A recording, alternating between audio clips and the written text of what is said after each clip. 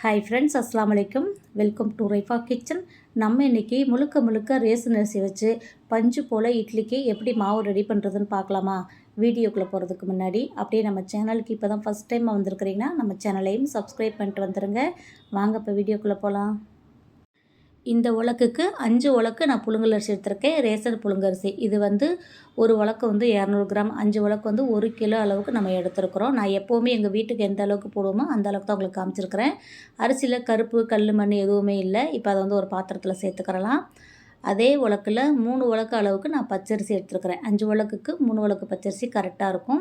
இதே அந்த பாத்திரத்தில் சேர்த்துட்டு ஃபஸ்ட்டு தண்ணி ஊற்றிட்டு நல்லா கழுவி தண்ணியை கொட்டிடுங்க. மறுபடியும் ஒரு தண்ணி பிடிச்சி ஒரு அரை மணி நேரத்துக்கு அப்படியே வச்சுருங்க.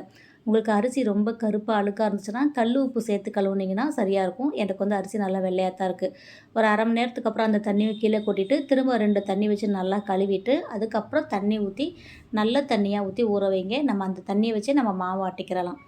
இப்போ இதெல்லாம் கழுவி எடுத்துகிட்டு நான் தண்ணி ஊற்றி ஊற வச்சிடுறேன். குறைஞ்சது ஒரு 5-6 மணி நேரத்துக்கு ஊறட்டும். நீங்கள் காலையில் மாவு ஆட்டுறா நைட்டுக்கே ஊற வச்சுருங்க. சாயந்தரம் ஆட்டுறா இருந்தால் காலையிலே ஊற போட்டு வச்சுருங்க. இதை நம்ம ஊற வச்சிடலாம். இப்போ அரிசி அளந்து எடுத்து அதே உலக்கை எடுத்துக்கிறலாம். இப்போ இதில் 1½ உலக்கு அளவுக்கு நம்ம வந்து உளுந்து சேர்த்துக்கிறலாம். 5 உலக்குக்கு 1 உலக்கு உளுந்து கரெக்டாக இருக்கும். நம்ம வந்து 8 உலக்கு அரிசி எடுத்துருக்கோம் இல்லையா? அதனால் 1½ உலக்கு நல்லா ஒரு 300 கிராம் அளவுக்கு நீங்கள் உளுந்து எடுத்துக்கோங்க. கரெக்டாக இருக்கும். உளுந்து வந்து அரிசி ஊற போடும்போதே போடக்கூடாது. உளுந்து வந்து 1லேருந்து 1½ மணி நேரம் அளவுக்கு ஊறினாலே போதும்.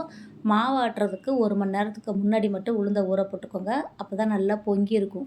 ஃப்ரிட்ஜில் எதுலேயுமே நீங்கள் வைக்க தேவையில்லை. அப்படியே கழுவிட்டு வெளியிலே வைங்க. நல்லா ஊறி வரும். ஒரு அரை ஸ்பூன் அளவுக்கு மட்டும் நான் வெந்தயம் சேர்த்துக்கிறேன். ஏன்னா இட்லிக்குனால அரை ஸ்பூன் வெந்தயம் போதும்.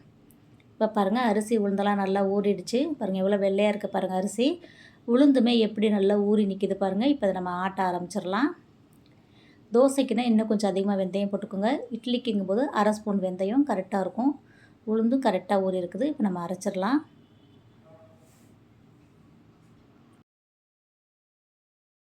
மாவு ஆட்டும்போது எப்போவுமே முதல்ல உளுந்தை போட்டு ஆட்டிடுங்க. அப்போ தான் நமக்கு நல்லா பொங்கி வரும். உளுந்து போட்டுட்டு எல்லா உளுந்தும் போட்டுட்டு ஃபஸ்ட்டு நல்லா அரைய விட்டுருங்க. அதுக்கப்புறம் கொஞ்சம் கொஞ்சமாக தண்ணி தெளித்து நம்ம பொங்க ஆட்டி எடுத்துக்கலாம்.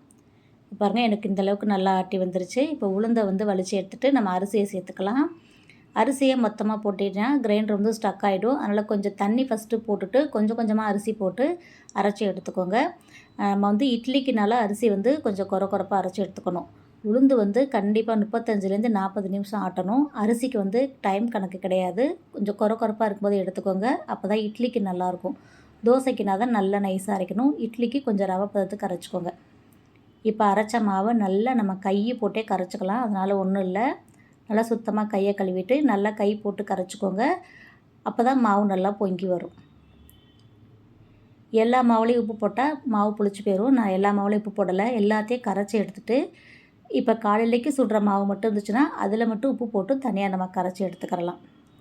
இப்போ நான் கொஞ்சம் மாவு மட்டும் தனியாக எடுத்துகிட்டு உப்பு போட்டு கரைச்சி வச்சுக்கிறேன் இட்லி ஊற்றுறதுக்கு. மீத மாவுலாம் அப்படியே புளிக்க வச்சோன்னா புளிச்சதுக்கப்புறம் நம்ம வேறு பாத்திரத்தில் மாற்றி வச்சுக்கிறலாம். இப்போ 2 மாவையும் நம்ம மூடி போட்டு வச்சிடலாம்.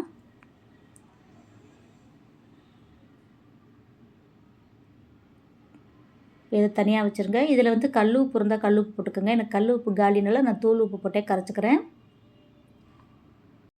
குறைஞ்சது ஒரு 6 மணி நேரத்துக்கு நம்ம மாவு புளிக்க வச்சுட்டு அதுக்கப்புறம் நம்ம எடுத்து இட்லி ஊற்றிக்கலாம்.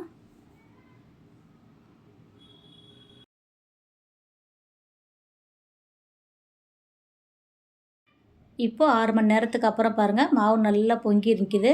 நம்ம இட்லிக்கு கரைச்சி வச்ச மாவுமே நல்லா பொங்கி இருக்குது பாருங்கள். நம்ம அப்படியே இட்லி ஊற்றலாம். நம்ம வந்து உப்பு போட்டு தான் கரைச்சி வச்சுருக்கோம். அதனால் லைட்டாக மிக்ஸ் பண்ணிக்கோங்க. உங்களுக்கு தேவைன்னா ஒரு பிஞ்ச் அளவுக்கு மட்டும் சோடா உப்பு சேர்த்துக்கோங்க. உங்களுக்கு பழக்கம் இருந்தால். இல்லைன்னா நம்ம அப்படியே ஊற்றினாலும் இட்லி நல்லா தான் இருக்கும். நான் வந்து ஒரு பிஞ்ச் அளவுக்கு மட்டும் சோடா உப்பு சேர்த்துருக்குறேன்.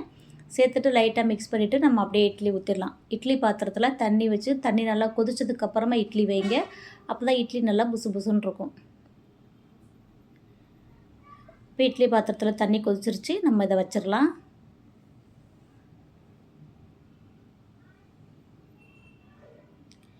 மூடி போட்டு ஒரு 7 நிமிஷத்துக்கு நம்ம வேக வச்சு எடுத்துடலாம். இப்போது இட்லி வெந்து ரெடியாக இருக்குது. உங்களுக்கு பார்க்கும்போதே தெரியும் பாருங்கள், இட்லி எந்த அளவுக்கு சாஃப்டாக பந்து மாதிரி இருக்குன்னு. நம்ம கடை அரிசியோ இட்லி அரிசியோ எதுவுமே நம்ம சேர்க்கல. முழுக்க முழுக்க ரேஷன் அரிசி மட்டும்தான் வச்சு நம்ம செஞ்சுருக்குறோம். அதுக்கு எவ்வளோ சாஃப்டாக இருக்குது பாருங்கள். நம்ம லைட்டாக மேலே தண்ணி மட்டும் தெளித்து விட்டுட்டு நம்ம எடுத்துடலாம். அவ்வளோதான், இட்லி ரெடி.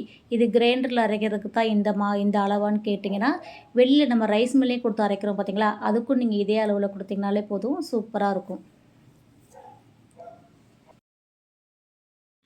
இப்போ இட்லியை பிச்சு காமிக்கிறேன் பாருங்கள், எந்த அளவுக்கு சாஃப்டாக பந்து மாதிரி இருக்குன்னு உங்களுக்கு தெரியும் பாருங்கள். பிக்கும்போதே எவ்வளோ பஞ்சு மாதிரி இருக்குன்னு சொல்லிட்டு. இட்லி கூட இன்றைக்கி நான் கெட்டி சட்னி தான் வச்சுருக்கேன். இட்லியும் கெட்டி சட்னியும் சாப்பிட்றதுக்கு அவ்வளோ அருமையாக இருக்கும். அது கூடவே நான் மீன் குழம்பும் வச்சுருக்கேன். நேற்று வச்ச மீன் குழம்பும் ரெண்டுமே மிக்ஸ் பண்ணி சாப்பிட்றதுக்கு செமையாக இருக்கும். அவ்வளோதாங்க, ரேஷன் அரிசி வச்சு எப்படி பந்து போல் இட்லிக்கு மாவு ரெடி பண்ணுறதுன்னு பார்த்துட்டோம். கண்டிப்பாக நீங்களும் இதே அளவுகளில் செஞ்சு பாருங்கள். செஞ்சு பார்த்துட்டு எப்படி இருக்குன்னு சொல்லுங்கள். இந்த வீடியோ பிடிச்சிருந்துச்சுன்னா லைக் பண்ணிவிட்டு நிறையா ஷேர் பண்ணுங்கள். அப்படியே நம்ம சேனலுக்கு இப்போ தான் ஃபஸ்ட் டைமாக வந்திருக்கிறீங்கன்னா நம்ம சேனலை சப்ஸ்கிரைப் பண்ணாமல் பார்த்துக்கிட்டு இருந்தீங்கன்னா ப்ளீஸ் சப்ஸ்கிரைப் பண்ணி சப்போர்ட் பண்ணுங்கள். இன்ஷா அல்லாஹ் இன்னொரு வீடியோவில் பார்க்கலாம். பை ஃப்ரெண்ட்ஸ், அஸ்ஸலாமு அலைக்கும்.